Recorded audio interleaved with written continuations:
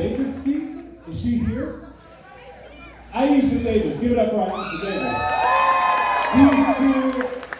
These two colleagues of mine are some of the most impressive, talented, hardworking elected officials in the state of Texas. And Mahala, I should tell you, is right here, is one of the most effective representatives, and y'all are so lucky to have her representing this county in the state legislature. And then Aisha is a freshman. Typically, freshman legislators are to be seen and not heard.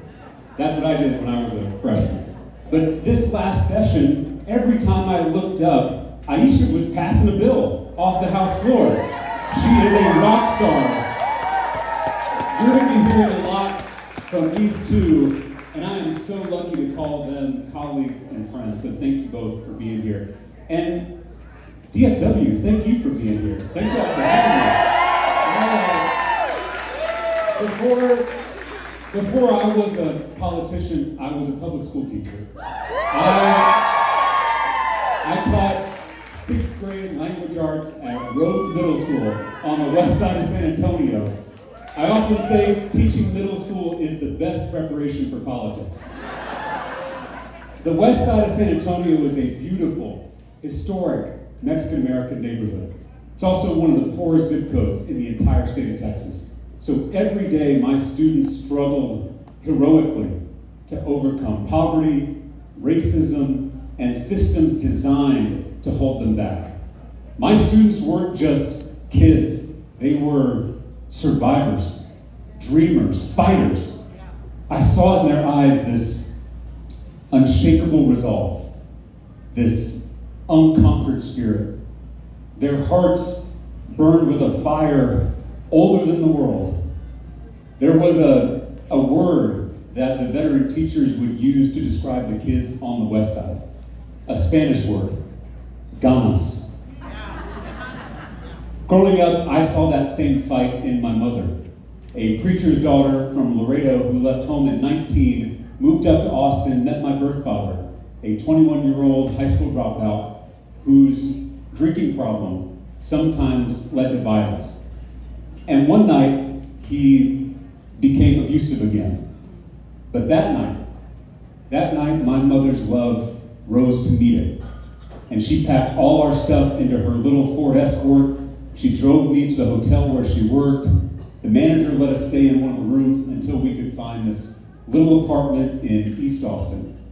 There wasn't room for a nursery, so I slept in a crib in her closet. And she was so proud of that closet. She decorated it with toys and pictures. No one was going to tell her it wasn't a nursery. Like my students, my mom was a fighter. And back then, she looked over at the state capitol and she saw Texas Democrats like Ann Richards and Bob Bullock fighting for her. And so, when I was 5 years old, she told me we were Democrats because she said, Democrats fight for the people. Now, let's be honest, we haven't seen that fight from the National Democratic Party in quite a while. But in this moment of crisis, we need fighters, not folders. Imagine a Democratic Party that stands up to big money and isn't beholden to it. Imagine a Democratic Party that listens to people, not DC consultants. Imagine a Democratic Party that delivers on housing, healthcare, education, and actually defeats the right-wing extremists who have taken over this country. National Democrats don't know how to fight. They are comfortable on the coasts and comfortable with the status quo. But there's something about living in a red state that makes you scrappy. Because Texas Democrats know how to fight. Whether it was LBJ pushing the Great Society through Congress, or Barbara Jordan impeaching Richard Nixon, or Wendy Davis holding the floor of the Texas Senate for 13 hours, or Beto O'Rourke interrupting Greg Abbott's press conference in Uvalde. Texas Democrats know how to fight for the people from Ghana. That's what we do. We fight for the many against the powerful few, whether they are bullies, bigots, or billionaires. You know, the more I see what's happening in this state and in this country, the more I think the only minority destroying America is the billionaires.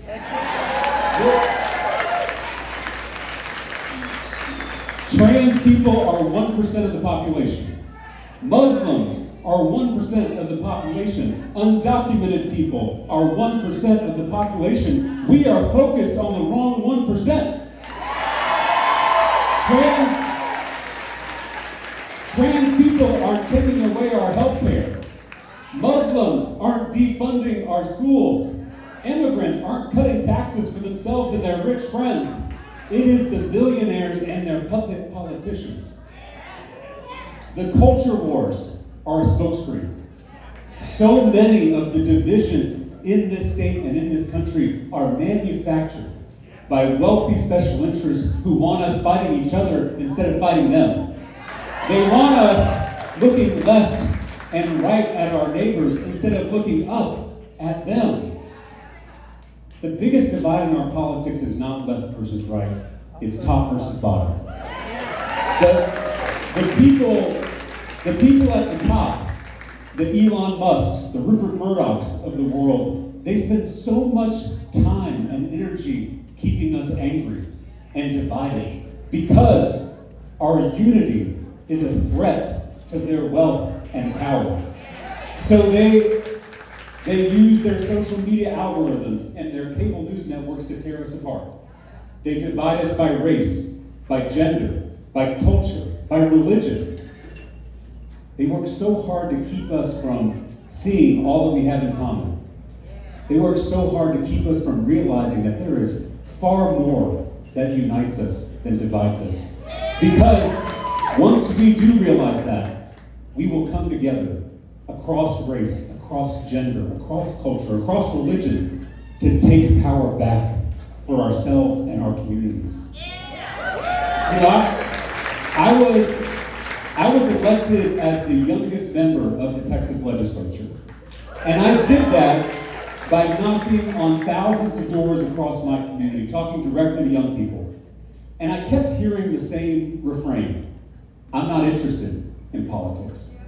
And so eventually I just told them the truth. I said, you may not be interested in politics, but politics is interested in you. You may not care about politics, but your boss cares about politics.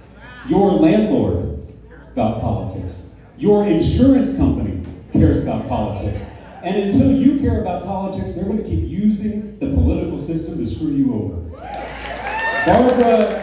Barbara Jordan had this great quote where she said, if you are not at the table, you are on the menu. If young people are not at the table in this election, we will be on the menu. Housing, student debt, gun violence, climate change, none of this will get better until you remake this broken political system in your own image. That is why I'm here. It's why I'm traveling the state to recruit people from all backgrounds to run for office at every level, to recruit people to volunteer and organize in their communities. By the way, if you have not scanned that QR code that's on all these screens, please do so, because that's how you can sign up to be in this fight. And there is no better time to join this fight than right now. Because Donald Trump is rigging the next election as we speak. He and his allies in Congress just passed the largest transfer of wealth in American history with their big, beautiful bill. Literally kicking millions of people off their health care to fund tax breaks for billionaires. They know it's unpopular, but they don't care because they have a plan. Donald Trump just called Governor Abbott and told him to redraw the political maps here in Texas to get them 5 more Republican seats that will protect their majority in the next election. They're going to draw our districts into crazy shapes to guarantee the outcome they want. And Texas is the testing ground for this strategy. If they succeed with this power grab here in Texas, they will do it in every red state across the country to rig the 2026 elections. Normally, when you pass unpopular policies, you lose the next election. That's how democracy is supposed to work, unless the other side cheats. If they succeed, they will never have to fear the voters ever again. They can enrich themselves and their donors with impunity, with no consequences, no accountability. This is the rot at the core of our broken political system. This redistricting system allows politicians to pick their voters instead of voters picking their politicians. In any other industry, this would be called a conflict of interest. It's why I filed a bill to take the power to draw political districts out of the hands of politicians and put it in the hands of Texans.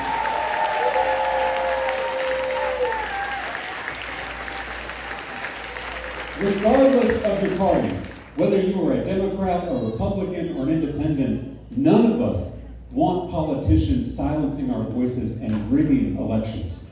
This is not a partisan issue. This is one we have to confront together with a big coalition. All kinds of people need to join together to stop this.